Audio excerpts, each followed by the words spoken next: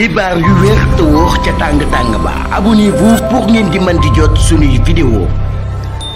jaajëfal nañu leen bu baax a baax ci ànd beeg Buzz 221 HD ni ñu koy defee saa su ne rek di leen indil ay xibaar la ca gën a fes nag dañu daal di dem ca Déthié Fall moom mi nga xam ne nag mu bokkoon ci coalition ànd sàmm sa kàddu ni ki tey jii nag bi 10h jotee doon janook li nga xam ne nag moom moo di taskatu xibaar yi yëkkati na ay kàddu jël ndogal ne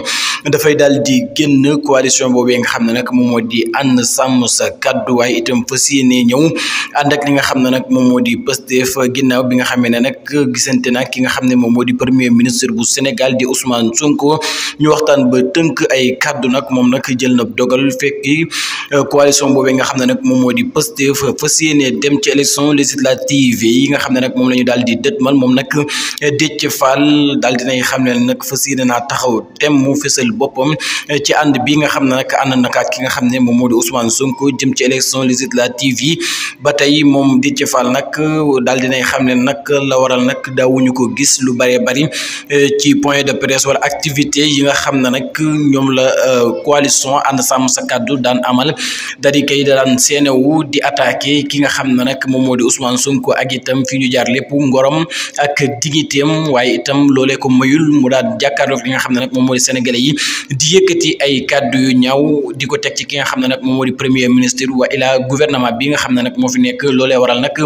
daawuñu ko gis ci programme yi nga xam ne nag coalition bii di ànd sàmm sa kàddu daawuñu ko ca gis moom mu cay daal di teew ndax loole nag ngorom ak dignité mayu ko ba tax na nag moom Déthié Fall ñu des ci moom ba tey nee na mi ngi sant ak gërëm kilifa diine yu bari daal dinañu koy woo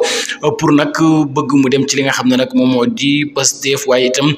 beral ak cant ki nga xam ne nag moom moo di Cheikh Bara Ndiaye nee na nag diggéem ak ki nga xam ne nag moom moo di Ousmane Sonko li mu ci dox ak ni mu ci sonne keneen sonni wu ko noonu kon nag ma ngay sant ki nga xam ne nag moom moo di Cheikh Bara Ndiaye nekk ab chroniqueur bu nga xam ne nag ràññee nañu ko lool fii ci réewum Sénégal waaye itam ñu investir ko ci liste nationale bi mu fas yéene dooni député bu ko yàlla dogalee kon nag moom Déthié Fall niki tey jii daal jël na dogal fekki ki nga xam ne nag moom mooy Ousmane Sonko fas yéene koo dooleel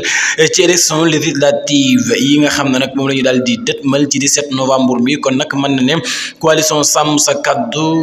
jamono ji nag ma ngay bëgg daal di wét ndax ki nga xam ne nag moom moo Déthié Fall jógee na fa